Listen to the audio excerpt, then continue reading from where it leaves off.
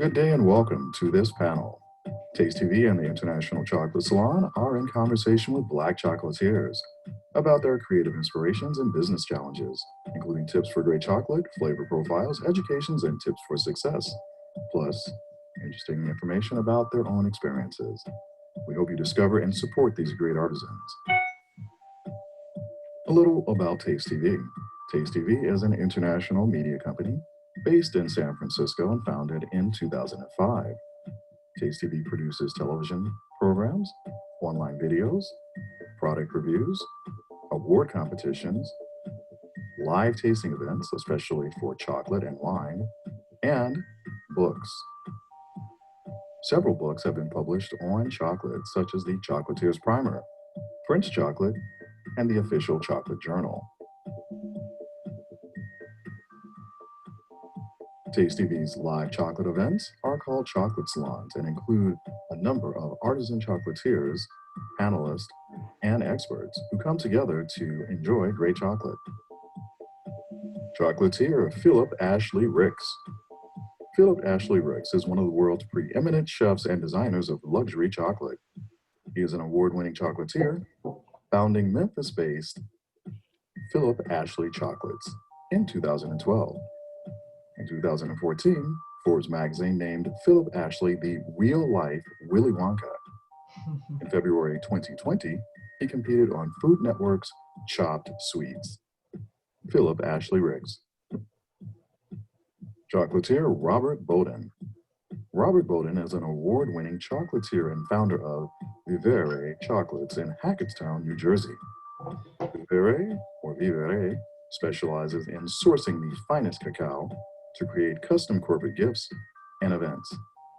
Robert travels extensively to curate chocolate from various origins to satisfy his clients' desires. He is a former board member of the Heirloom Cacao Preservation Initiative, and in 2017 was an honoree of Black Enterprise Modern Man of Distinction, known as Mr. Chocolate. Robert Bowden. Syovata Edari of CocoVaa Chocolatier. Syovata is an international award-winning micro-batch chocolatier in Madison, Wisconsin. She was awarded the Grand Master Chocolatier title by the International Chocolate Salon and has won 29 awards in the Academy of Chocolate Awards in London. Syovata started her chocolate company, CocoVaa, in 2016 in the background of a busy criminal defense practice. She, however, still gets involved in social justice issues as time permits, and part of her mission is to bring awareness to issues surrounding sourcing in the cacao industry. Syovata Edari of CocoVaa. Also in attendance today is Michael Poole, chocolatier and founder of Hot Chocolat, based in Seattle, Washington.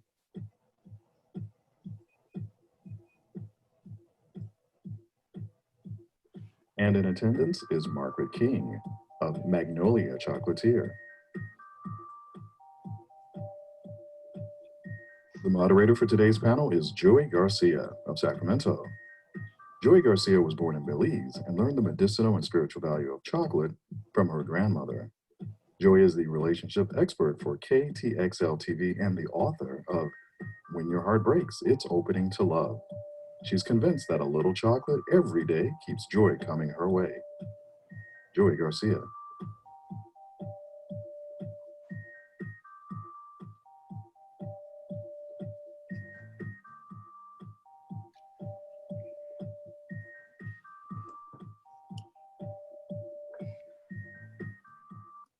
Okay, so that was our intro. So everyone knows who everyone is, and we just let a few more people in. And we're going to turn this over to Joey, because I know she's got a lot to talk about, and everyone has a lot to discuss. So, shall we begin?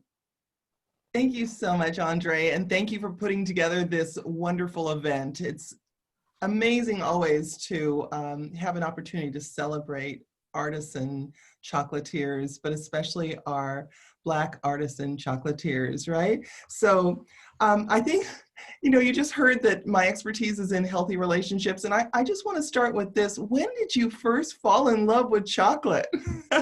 Tell us. I'd like each of our panelists to answer that question. Tell us a little bit about that moment that you remember where boy, this was it. This was not only what was going to drive your life, but it's what fed your soul. Well, So, I'll jump in there. thank you. I started with chocolate by accident. I wasn't a huge sweet fan. I really hadn't had what I thought was great chocolate until I traveled abroad and I got to sample some single origins. And that was maybe 7-8 years ago. And then I realized my whole concept of chocolate was off. Like what I thought was great chocolate or why I didn't like chocolate was because I hadn't tasted great chocolate. And I thought, well, if this was my misconception and my, just from most of my adult life, how do I then bring that message to everyone else? I immediately also realized that I didn't see a lot of people that look like me bringing that chocolate. And so it just sort of spun from there. It was an idea. I worked with a couple of people and I realized this is a vehicle to do a number of great things and the rest is history. I love that. I love that. Phillip, do you want to jump in on that question? Sure. Thanks again for having me. But I guess I started really chocolate just as an early age. I always tell the story of how, my brother and I, he's 5 years younger. My mom, when we would have to go shopping with her, we were pretty rambunctious and to kind of get us to chill out or settling down, she would always buy us. And this was, years ago, Godiva at the time. And, so as a young kid, I was getting Godiva chocolates or she baked chocolate chip cookies. So I was kind of always addicted to chocolate at an early age. So it was really her fault that you guys have me here. But years later, woke up from a dream, 3 o'clock in the morning. This is when I was in the corporate world. And at the time I was living on the East Coast in Baltimore. Literally woke up 3 o'clock in the morning and was like, oh, okay, I'm gonna make chocolate. It literally happened like that. And I spent the next 4 years of my life finding my way in chocolate and teaching myself. And so between traveling around the country and the world for work, I was also building my own or finding my voice, if you will, in chocolate. So. I love it. These are great stories. Syovata, would you share your love story with us? Sure, I can tell you the first time I tasted, do you remember the baker's chocolate, the baking chocolate? That's my mom used to make brownies when we were growing up, and I would break off the chocolate and eat it. And, it has no sugar in it. And I loved it. And my mom thought I would get sick from it. She thought I was eating like raw cookie dough or something because we just weren't educated. We've not been exposed to fine chocolate in this country during that time. And so I then remember, I'm trying to remember the first time I had a Special Dark. Do you remember when Special Dark came out? Yeah. And at Halloween, I would trade all of the crackles and all the other stuff for everybody's Special Dark, and everybody be like, she's nasty, she likes that Special Dark. But I love dark chocolate ever since I can remember. So as long as I can remember, I love dark chocolate. When I started messing around with it, I can't really pinpoint. Like now that I have a chocolate business, people from my past are, contact me and they're like, oh yeah, you remember that time we were at your mom's house when you were in law school and you had that big sheet pan of turtles or something you made? I'm like, I don't remember that. But people are now telling, kind of when I'm kind of tracing back to how I ended up here, because it's kind of strange, right? This life as a trial lawyer, then having a chocolate company. And I never was rich as a trial lawyer because I represent poor people, but I still didn't, I'll never make what I made then, but I'm okay with that. I don't think any of us are ever going to get rich. We're just doing what we love, right? So, but anyway, so I think I really can't pinpoint. Everybody keeps asking me that because people are so fascinated when, you have this story of having jumped what people think is a successful career in something else to do food. They feel like, why would you take this demotion, right? So I don't really even know what the point was. All I know is I've always loved chocolate and I always loved to cook. And I love to tell stories through food. The first thing people taste, the first thing humans taste is sweet, because mother's milk is sweet. It's very high in sugar. So everybody is acclimated to sweetness throughout life. And so it's Wow. kind of a way I found to transcend a lot of bullshit, you know, giving people sweets. So when I started my company, I actually started it gifting chocolate to lawyers to build up a referral network, because I had left. I was a federal defender in Washington State, and I left that job to come back to Wisconsin to be closer to my mom, and I'm a single mom, so I wanted that support. And I thought I'd come back here and get instant cases and be instantly successful, and it wasn't working because it's a good old boy network here. And so to break into it, I was gifting chocolate to lawyers. And so my first chocolate sale, which was illegal because I didn't make it in a commercial kitchen, but it was a law firm in Milwaukee that hired me to do all their gifting. This was like in 2014. And I was like, this is a decent supplemental income. So then I got space in a commercial kitchen and ended myself. And then it kind of just took off from there. And here I am. Now I'm doing it full time. I love that. And while you were talking, we were getting comments from our participants here, how much they love dark chocolate and naming 72% and all of that kind of thing. So you've got a support network right here as well. Robert and Phillip, I'm going to turn to you. You know what, we just got a really great insight into Syovata's background, the business side a little bit, and the struggle, right? The struggle of just kind of getting your feet under you in this business.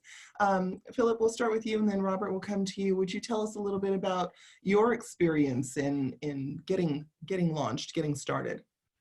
Sure. I spent a lot of time, like I said, I'm self-taught in this. You know, I didn't go to culinary school or anything. You know, I grew up around cooking. My grandmother is a master gardener and all that. So I was just kind of around. And then my grandfather was owned a construction business. So I was always using my hands and stuff like that.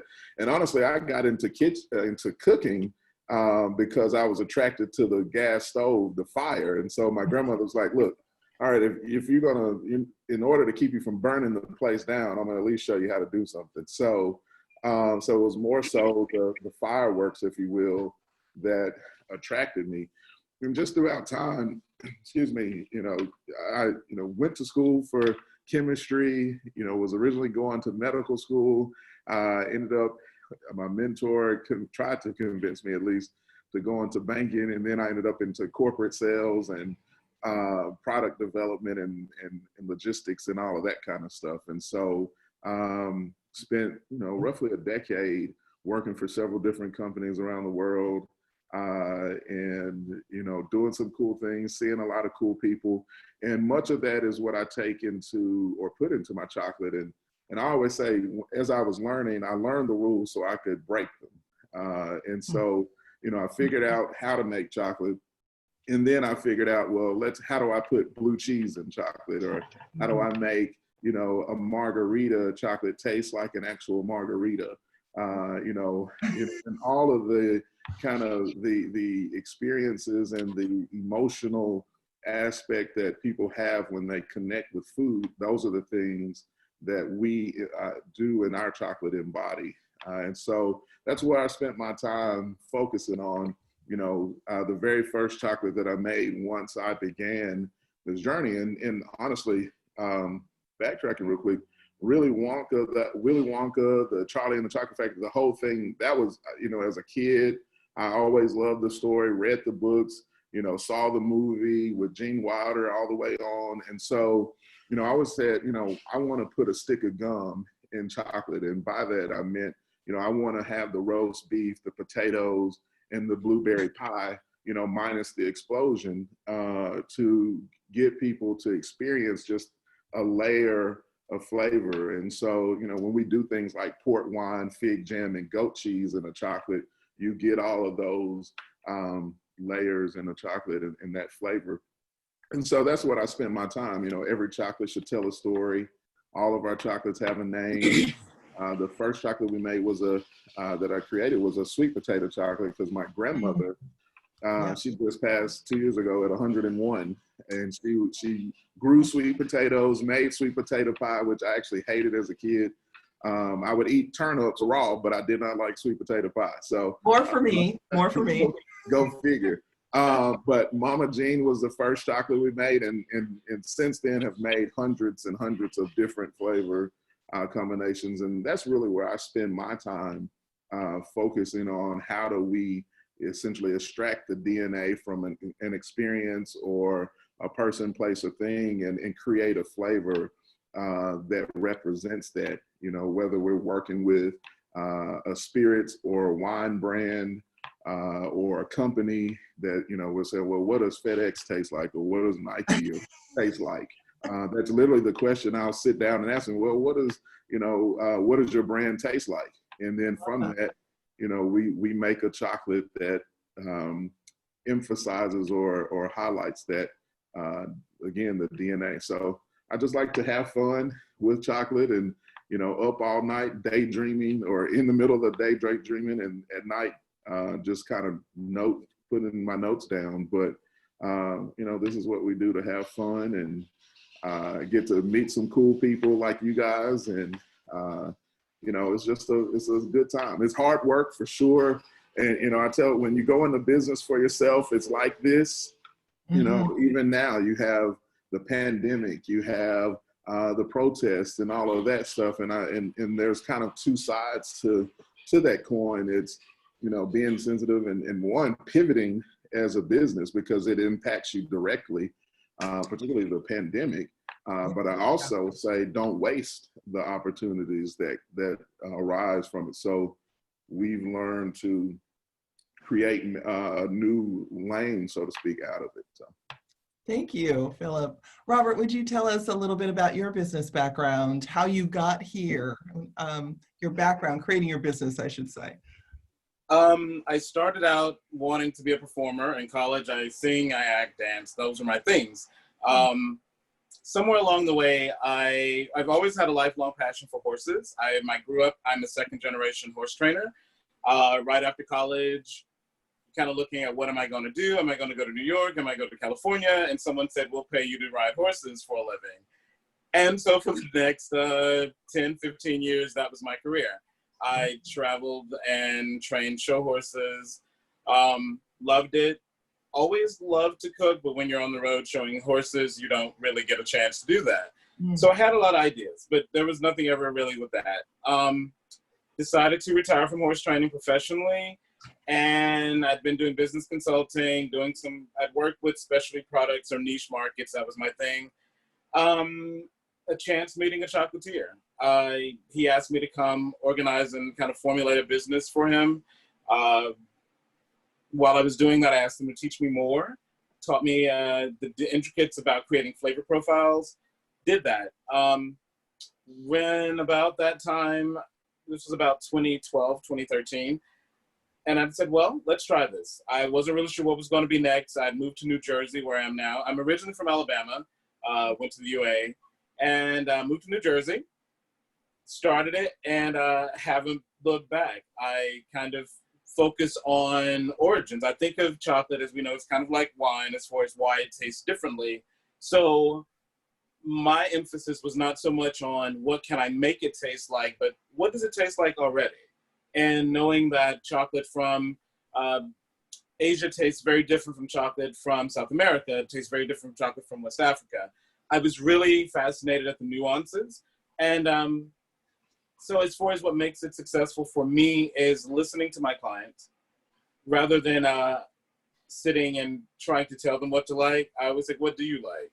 Give me something, let me know about you, and then I'll create something based on that. And I think that's been my success, is that I'm able to pivot. And as Phillip mentioned, in these particular times as a business owner, and I come from a line of business owners, my parents both own their companies, so I never grew up with the idea that I got paid every Friday. I kind of knew you work till the job is done. And I think that's allowed me to continue. That's really has. There are a lot of people that come in and, oh, I want to make chocolate, want to open a business, and it sounds great and it sounds tasteful.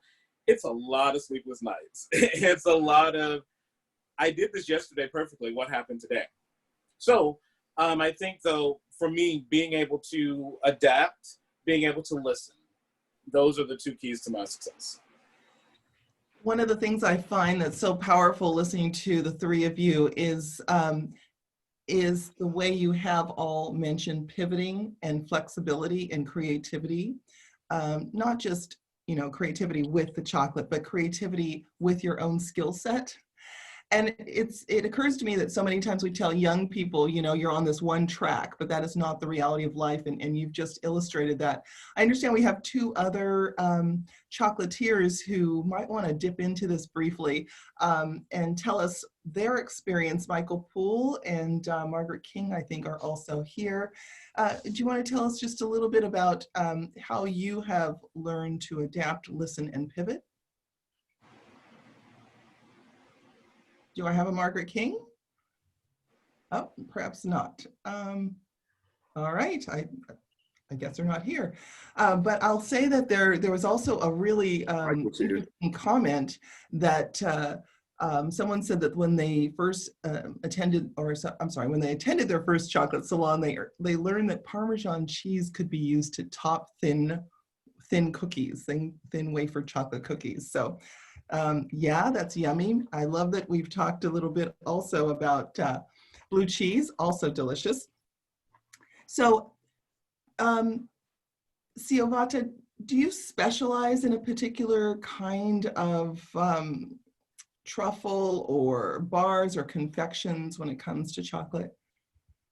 No, I do a lot with white chocolate, and that's because my daughter actually has an allergy to chocolate, and there's a certain percent of the population that are, I'm not exactly sure where the allergy comes from, what it is that they're allergic to. She's not allergic to white chocolate. So I work a lot with white chocolate, and I love El Rey. I don't know if you all have worked with El Rey's white chocolate. That's like my favorite white chocolate in the world. But I'm kind of like Phillip, where I like to, you know, to me it's like a medium to tell my story. And I have like a saffron infused chocolate, a lot of things from my background. So my dad is from Kenya, Africa. My mom is Irish and Russian. My stepdad is from Iran. And we just grew up in a very international household. And so I draw a lot on the foods that I grew up with and the flavor profiles that I grew up with to inspire the flavors for my chocolate. But I mostly do filled, you know, bonbons, filled chocolates. And I do some bars, I infuse bars. So yes, I've just got into cakes a little bit because I have a brick and mortar now. When you have a brick and mortar, it's just such a game changer, and you know, people expect you to have everything under the sun, and that's sometimes a mistake to overextend yourself because it's difficult to juggle baking and chocolate work in the same kitchen. My kitchen's not too big, but chocolate is my real first love. Mine too. Mine too. Can you settle an argument I've heard quite often? Some people say that white chocolate is not chocolate, that it is a confection. I mean, it's got cocoa butter. I know in Europe it's not considered chocolate, but you know, from my perspective, I'm selling an indulgence, you know, to my audience. That's what they're coming to me for. Yeah. They're not coming to me for a health supplement. So some of these arguments are, it's important to know, you know, about chocolate and know what it's made out of. And, you know, even like the white chocolate I work with has a higher cocoa butter content. And I try to find chocolates that don't have, you know, vanilla. I like and that don't use deodorized cocoa butter, which is why I really like the El Rey chocolate, because you can actually smell. You know, I tell people, when they come to my shop that swear up and down that they hate white chocolate, I'm like, you know what, try this. And I'll bring out some Casa Lucre. They make a good white chocolate too. That's not, I don't think they deodorize the cocoa butter. And I have them smell, you know, some deodorized white chocolate and then some white chocolate that's not using deodorized cocoa butter, so that they can see, like, actually white chocolate should actually smell like chocolate, because the cocoa butter, the main component, comes from cacao. So, but yeah, I don't really get into these bog down into these arguments about whether white chocolate is chocolate or not, because people come to me for something that tastes good, that they trust me to make something that tastes really good, that's sourced ethically, and it's a reflection kind of, you know, of my creative genius. So I don't you know. But I do like to challenge people, and when people are like, I don't like that, and maybe that's the trial lawyer in me. I'm like, oh, I'm gonna show you that you can like that, you know.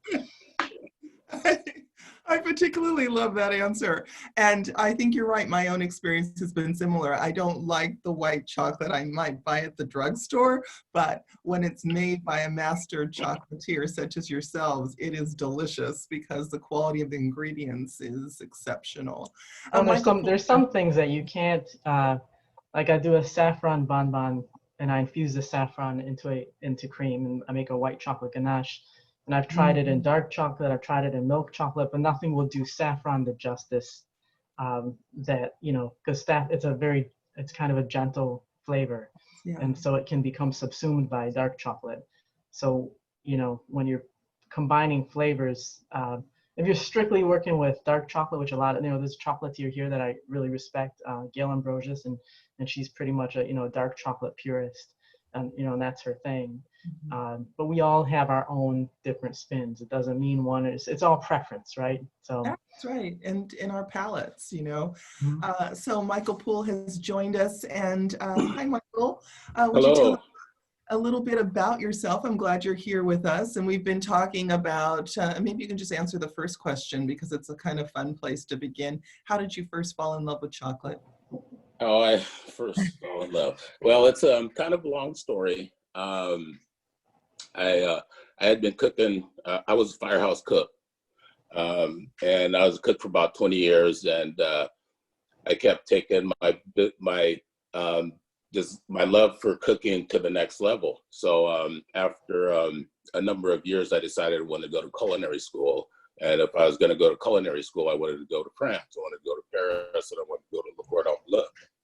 So there was no way that I could go all at once. So what I did is I split it up into 4 years, and started off with pastry, basic pastry, and then basic cuisine, and decided I wanted to finish. So I went and got the ground diploma for both cuisine and pastry. But the third year, a fellow student who's French, she went straight through, graduated, opened a chocolate factory outside of Paris. So when I came back the third year, she called me and asked me if I'd come work for her. So that's where my interest for chocolate first started. And then came back, I added it, I was catering at the time, added it to my catering, people liked it. They insisted that I start selling it, so one thing turned into another, and I transitioned out of catering into chocolate making. Oh, thank you.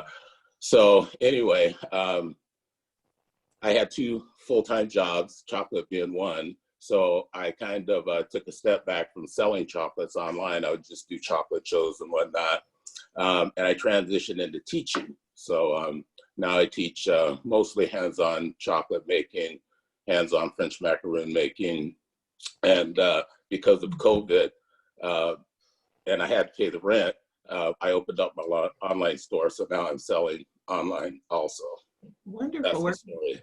Yeah, that's terrific. And as we're all stuck at home, so what better thing to be doing than eating chocolate? So Exactly. yeah. Syovata was telling us about, you know, the taste of her childhood, the flavors of her childhood, and mentioned saffron, such a beautiful, you know, taste opportunity, I guess I could say, a flavor opportunity. Robert, do you have something from your childhood as well, a taste profile? And I'll come back and we'll have Phillip and Michael answer this as well. I want to say no. I want to say that there was, if there's anything I've had an affinity to, it's been a salted caramel, like just a medium chocolate. And while I love dark chocolate by itself, if I'm ever going to have a confection that has ingredients, the very first thing that I made was a sea salt caramel with toasted fennel.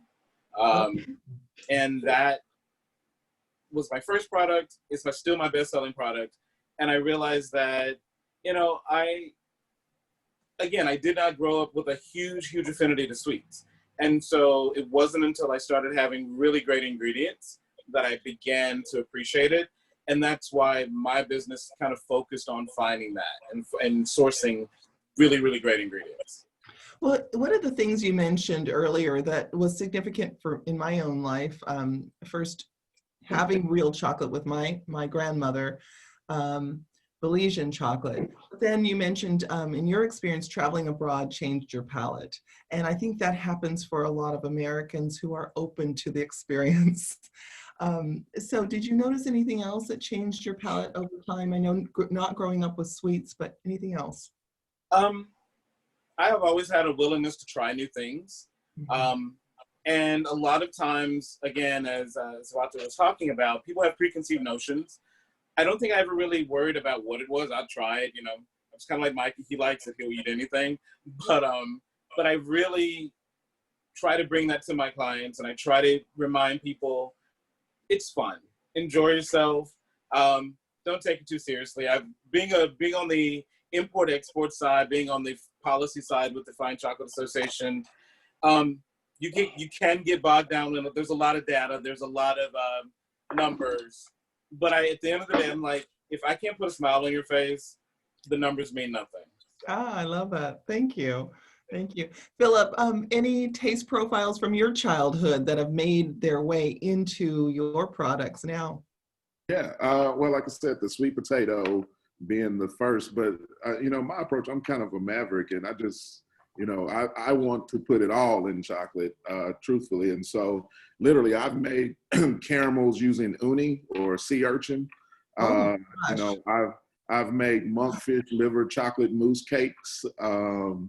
You know, and so it made chocolate braised oxtail. So we do a lot of cool things. You know, I venture into the unknown when it comes to chocolate. And, you know, growing up, again, having a grandmother that was, you know, a great cook and a gardener, and she was a maverick for her time as well. And so, you know, I was exposed to a whole lot at an early age. And so, you know, again, I'm eating, you know, vegetables and things that, you know, raw, that a lot of people weren't. So, and plus I spent a lot of time talking to people, learning. Someone asked, you know, how do I work with distilleries? And, you know, I spend a lot of time, you know, relationships are a big part of what I do, you know, and it's a valuable currency for me. And so I spend a lot of time talking to, you know, people that are in the spirits world or in the wine world. And, you know, again, coming from a corporate sales and a branding background, you know, talking to people, and particularly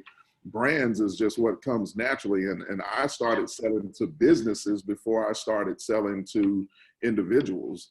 You know, my first customers were insurance companies, you know, gifting hundreds of people. And then that was my way to ultimately get to folks like you via online.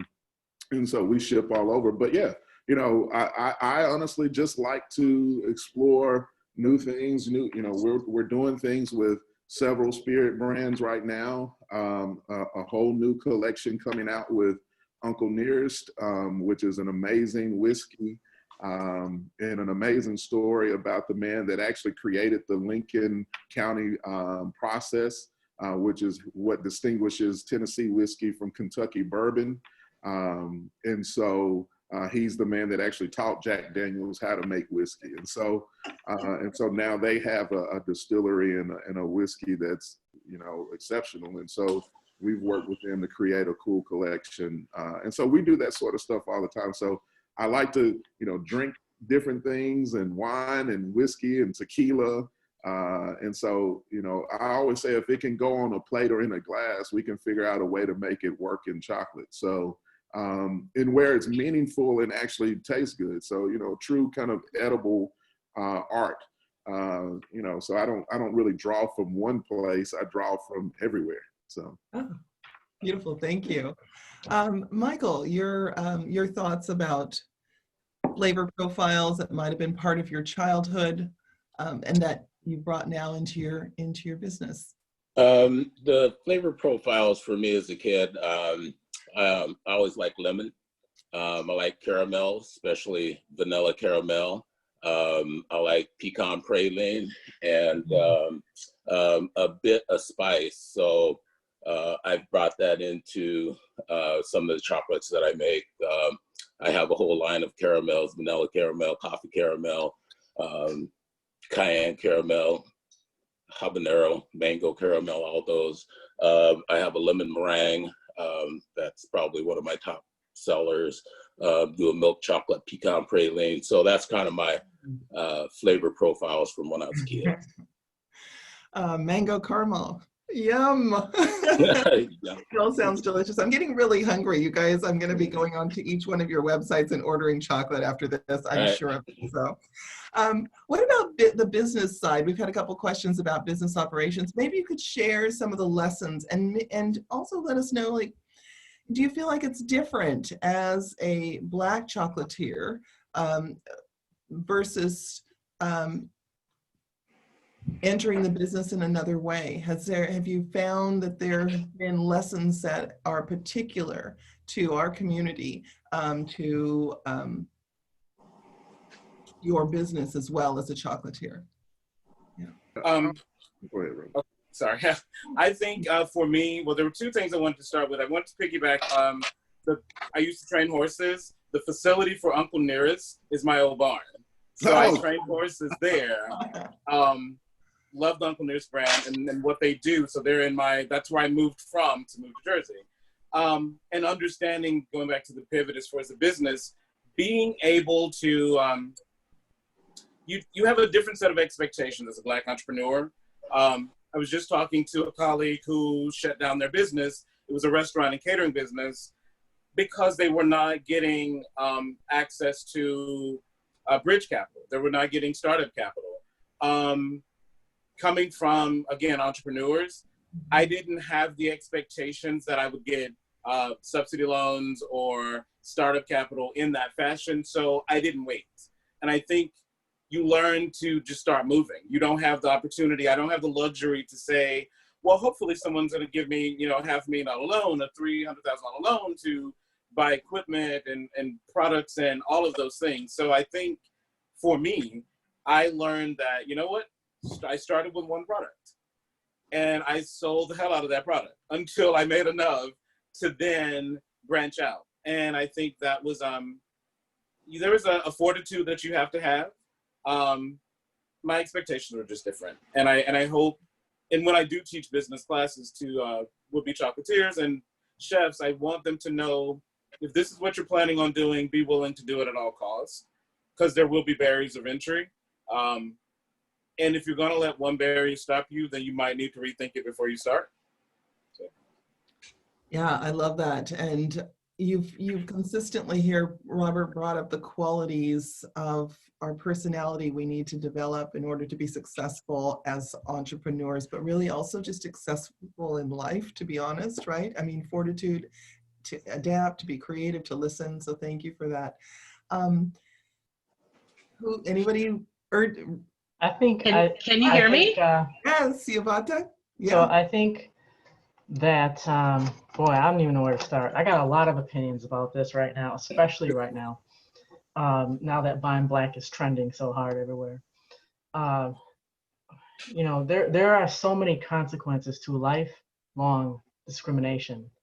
And the collateral damage is incalculable. And I think people don't understand that for Black people and people of color.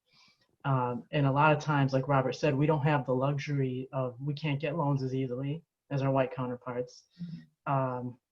Here's a good example. I have a friend in Milwaukee who is in the building industry. He's Black and he's got a wrecking company. He demolishes buildings. And he's a serial entrepreneur. He's very successfully grown a couple of different businesses, including one of Milwaukee's largest Black newspapers.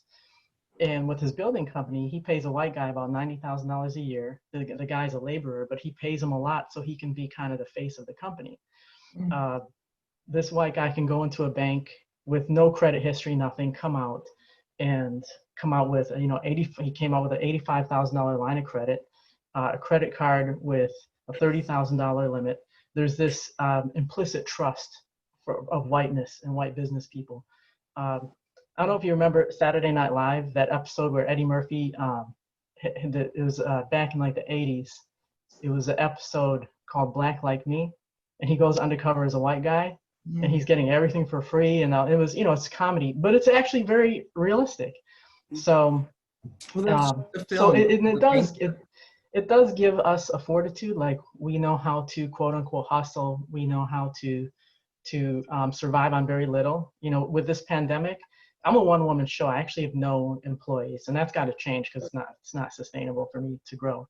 But you know, I work 100 hours a week sometimes. Before Valentine's Day, I think the weeks leading up, I was working like about 120 hours a week. I didn't leave the chocolate shop. And I'm a single mom too. So my son, I've got a little area where, you know, he can sleep, and it's just part of the, you know, part of the hustle.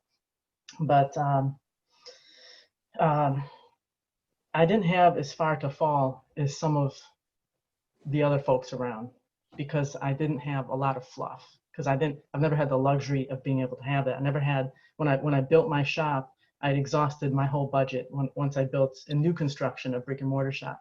So when I opened my company in my first brick and mortar, I had to hit the ground running, and I had no capital. So I literally had to, I think I had like $500 in my bank account. I had my chocolate, I had my equipment, I had the shop, and I had like 500 bucks. And everything from 15 years of law practice is tied up in my chocolate shop. So I cashed out my retirement. I went all in. You have to as an entrepreneur. So I just had to open up, put the open sign on, and just hope and pray that I'd get business, and I did. You know, but you have to have that leap of faith. And I think, you know, despite the ways in which Black people and people of color own businesses, especially those of us in these very white spheres, you know, fine chocolate, or even for me, having been in the legal industry, we know how to get by a little bit easier. It's not fair that we have to take the hits that we take, but it does give us a resilience. And so, you know, with this pandemic, I've not been as worried as some other folks, because I didn't have that far to fall anyway, you know? So. Thank you so much. Margaret King has joined us. Hi, Margaret. Hi, can you hear me? I can, thank you. Awesome. I'm glad you're here. We're gonna just come to you, and I'll ask you the same thing, same question. In regards to building your business as a Black entrepreneur in the chocolate industry, what have been some of the challenges and lessons for you, and that you can share with us? Funny enough, I have not had a ton of challenges, because I haven't, okay, well, in order to build upon that, I kind of have to tell you how I started, just quickly. I started by taking, when I was a teenager, I took a baking class with my mom. And then I went to find items for baking, you know, outside of like the big Walmart kind of thing, or big appliance stores. And I found a small shop that sold baking items, and went to buy, you know, some pans, some baking pans and things like that. And I looked over, and there was a wall of chocolate making items. And of course, it was in the early days. This was the early, I believe my son was 2, so that was about 28 years ago. So I said to myself, oh my goodness, I can make my own chocolate bars. I had no clue. So I would make these little chocolate bars and sell them at work, and my mom would take orders at her job. My husband at the time, he would take orders at his job. So that's how I started. Okay. And I never really had an official store here in the United States. And I did sell online for a little while they were in the early days, when we didn't have touch screens and icons and that kind of thing. So everything was kind of like black and white or green. Very simple. Right, so that's how I started. And then between work and marriage and children and school and everything, I put that on the side for a little while. And then years later, I'm from Barbados originally. So years later, about 8 years ago, I moved back to Barbados, you know, back and forth between the two places, but mostly in Barbados. And I started making little cake bars for delis. And then I said, hey, what about that chocolate thing?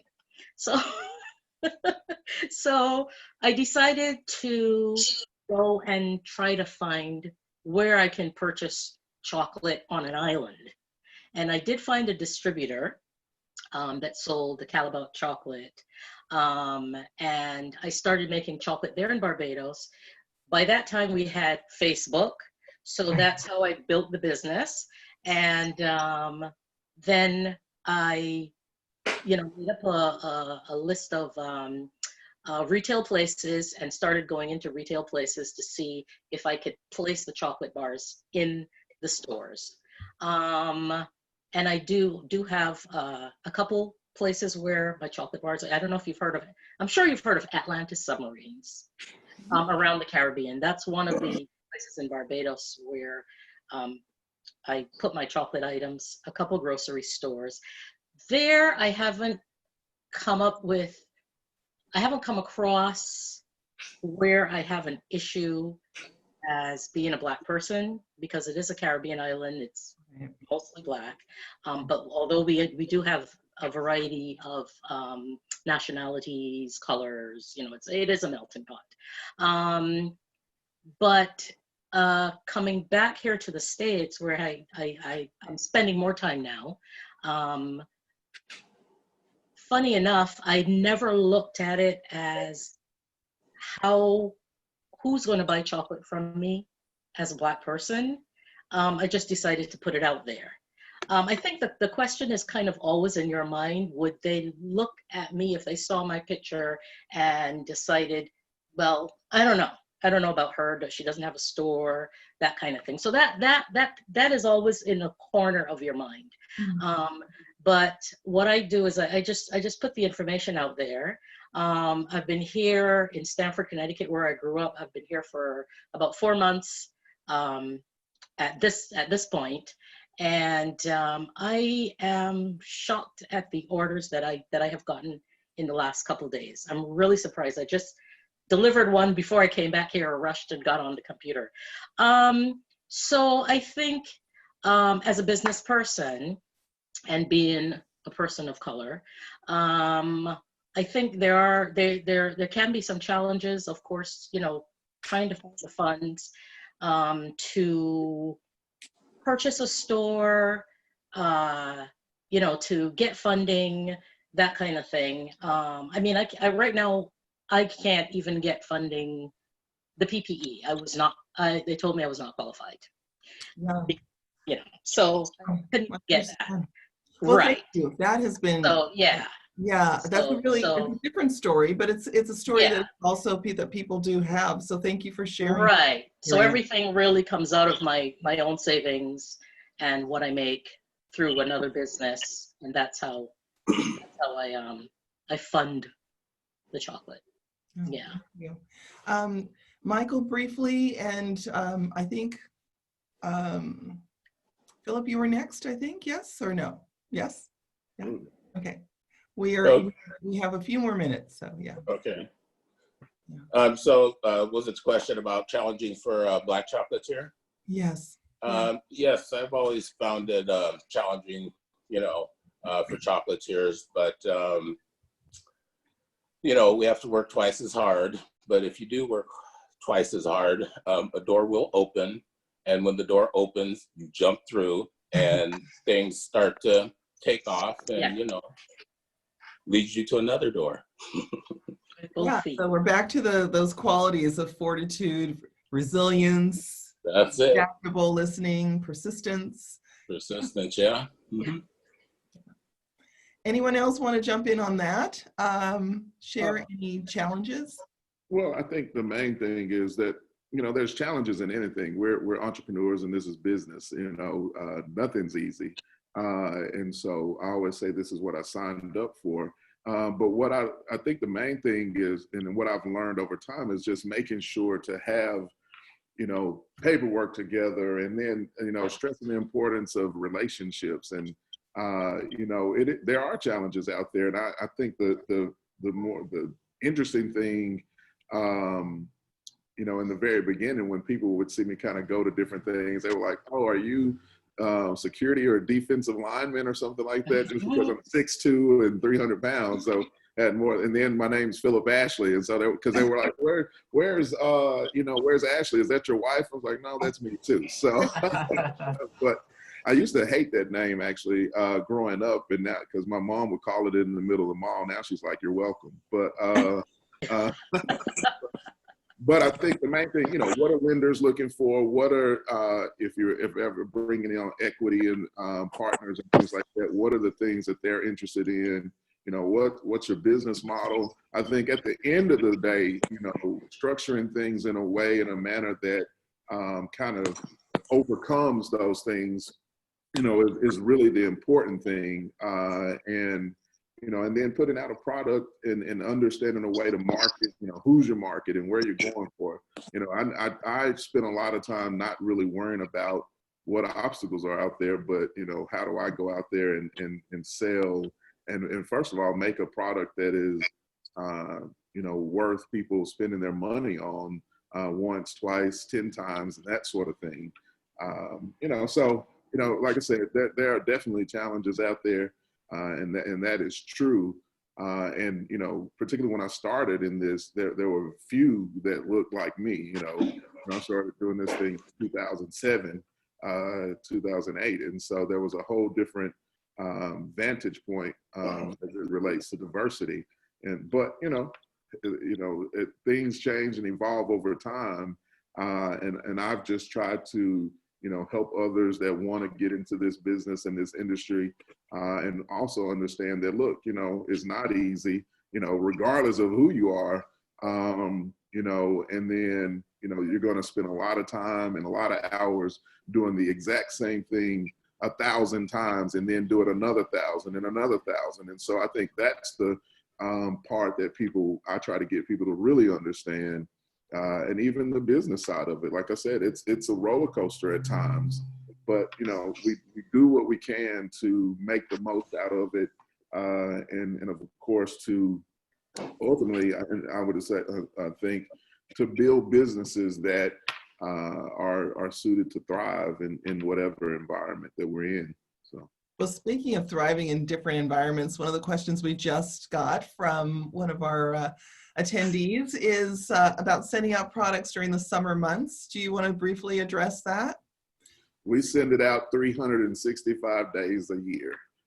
When I started this business, the first thing I wanted to make sure we were able to do, and I said, look, if you live in Phoenix, Arizona, and it's 110 degrees in July, we will send it there and it'll look as beautiful as it did leaving our table as it does arrive on yours. So how do you accomplish that? I'm sorry. Yeah. What's the secret? What's the secret? How do you accomplish that? So, yeah. I'll be happy to help some of my comrades do that, and colleagues. But the thing about it, I come from a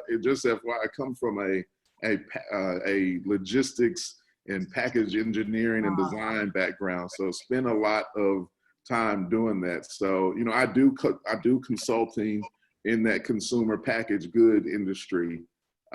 So I help folks that are particularly shipping perishable figure out a way to do it year round. And chocolate is one of those most challenging things. But I mean, we're right now getting ready to put some stuff out. So, that's the goal. I don't want to be held captive to, 3-4 months of the year. I want June and July and August and September as well. So, One of the things that I would like to say about the business aspect is that when I've had someone just as recently yesterday, Robert, I want to go into chocolate making. I'm like, and where are you going? What are you doing? What do you want? I encourage people to be very specific. It's easy to get, I'm going to make chocolate every day. If you go into any business, whether it's restaurant, chocolate, if you honestly think that your day is consistently making chocolate, you're delusional. There's a lot of work that happens at the desk, on the relationship building.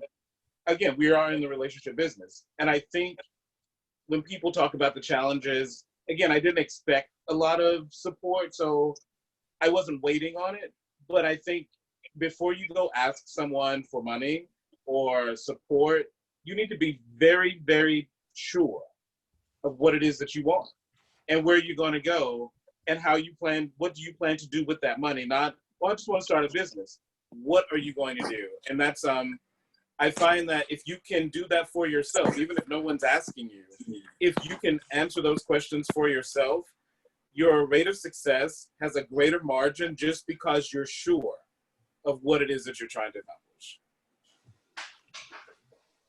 Yeah, I love that we keep dipping in on relationships, the importance of relationships, the importance of the time it takes to source products, to create products, shipping, and what else? What have I not touched on that are also aspects of this business that you're all managing on your own? People. Branding. I think branding is a very solid, it seems to be kind of like a non sequitur, but we have of all of us on the panel today, we have very distinct client profiles. And our brand should reflect our client profile, not, while it does reflect us as individuals, we're trying to attract like things. And so you can't expect your ideal client to come in if you're not looking ideal. So yeah, that falls in the line of things that you have to manage in all of the other hats we wear. That's a very, very important part. I think so too, branding. That's one of my issues at the time, and that's what I'm working on right now. Getting the branding set, getting it to look the way I want it, and just something that says Margaret, Magnolia Chocolatier, and a product that packaging that really looks good, where someone would say, "Ooh, that packaging is beautiful," even though they know when they open that box, most of the time that box is either going to the box is not the primary part of the package. The chocolate is the primary part, but just looking at a beautiful box, that people can say, "Ooh, this looks fantastic." That's the one that I want. So that's where I'm trying to get to. That has been an issue for me, and that's something, the branding is something I'm trying to work through as well. It's almost, I always think of chocolatiers as almost like fashion designers of the food world. Yeah. Each one has their own thing, their own vibe. And so, because I got a lot of competition in my town in Madison, Wisconsin. There's a huge market for chocolate generally, fine sweets, period. People here like they eat, and you can tell when you look at them. But I think like people come to me because of my, the brand is like, I didn't appreciate this like I do now after having a little bit of a track record, that people come to me out of loyalty, and I can charge anything. I don't. I'm limited in the Midwest on what I can charge, but people I think follow us. I never really see the competition as competition. It's loyal. We have loyal crowds. I think 60% of my customers are regulars, and they're all really pissed right now because I've been closed for about 3 months. But yeah, I always think of us as like fashion designers, Yeah, I love that. We're going to be wrapping up in about 4 minutes, but I'd like to get a couple more questions in with very brief answers from each of you. Perhaps you can talk a little bit about tips that you have, maybe your number one tip for either buying chocolate, tasting chocolate, or making chocolate at home, or buying chocolate from chocolatiers like you. So just a quick tip. Tip, if you're making it at home, make sure your thermostat is set to, if you're on Fahrenheit, set 64, 65 degrees. So, you don't want to make it in a hot room. But bigger thing, come to one of us, or particularly me, buy your chocolate, and we'll take care of that for you. Don't get your hands messy, but no. Don't have to sweat it out in the kitchen because it's right here and available. Yes. Michael. Me,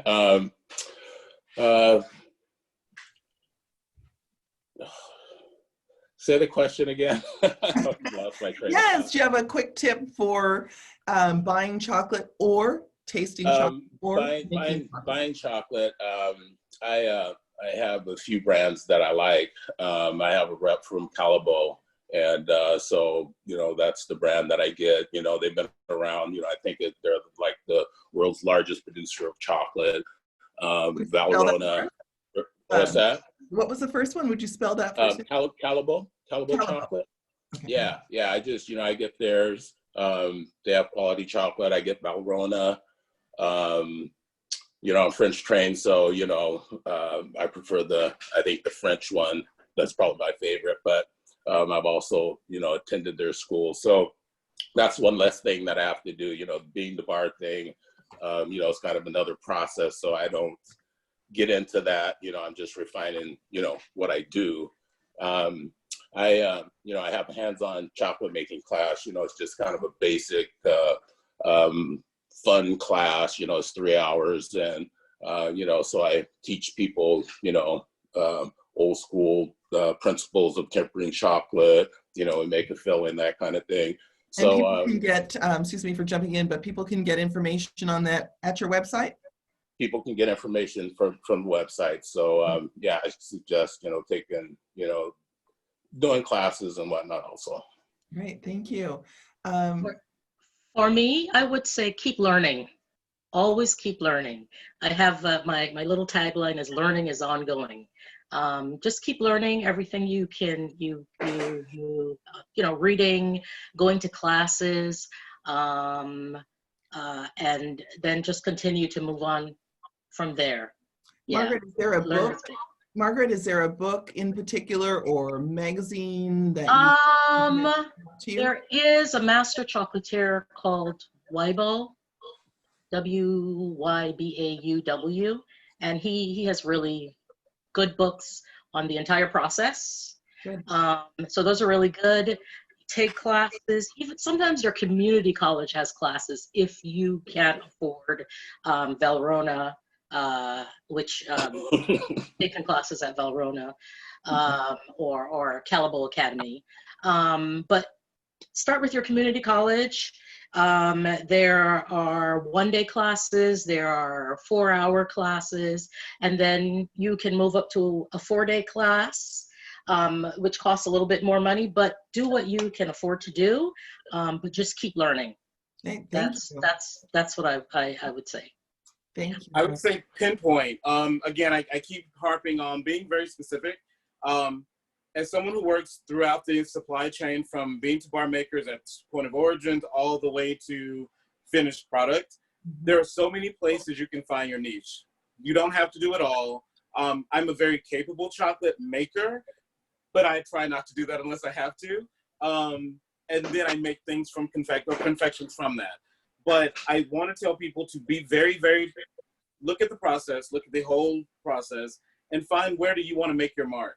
Where do you want to make your difference, so that there are people who are great at everything or are great at many things, but I need to be the best at this. And I think that is my best advice from a business success.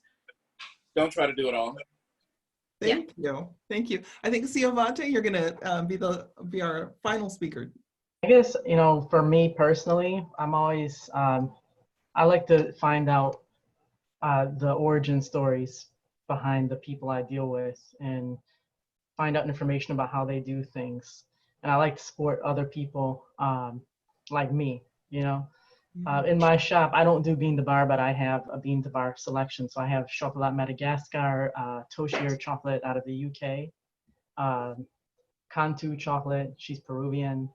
Deanna Tilston, who owns Chocolatier chocolate, is an Afro-English woman. So I also kind of try to promote other, you know, people of color and Black people that are in the industry trying to make a name for themselves, because, you know, we can be really kind of muffled out just by the overbearing presence of whiteness. And so I think especially now in this political climate that we're in, that to me we've always been in, but white people are just waking up to see it. I think now it's more important than ever to be really intentional about the way that we do things, the products that we have, the companies that we support, you know, and hold them to what, when they say they're socially responsible, you know, ask them questions, find out, you know, see if, you know, try to, you know, a lot of sales reps for these companies don't know those things. So you got to dig deeper. So, you know, I've traveled to Falkland, to the actual factory in Switzerland to meet the CEO, you know, himself. And I just like to know where my money is going and what it's doing and who it's supporting. So, and I think you'll find that, you know, the people that are more careful are going to have a higher quality product also. because they're being more careful. So Thank you. I'm sorry to jump in, Yeah. but I know that we're going to get cut off Zoom. So thank you all so very much for sharing your wisdom, your experience, and your joy of chocolate, and of course for your love stories of chocolate. I particularly love that part. Thank you. All of our chocolatiers can be followed on all the social media platforms. We'd love to have you connect with them. Thank you for joining us all today. Thank you, Phillip, Robert, Syovata, Michael, and Margaret. And Thank you so Thank much. you. Thank you. thank you. Thank you. everyone. Peace. Bye-bye. Bye, guys. Bye, Mike. Bye. Bye. Bye, Margaret. All right.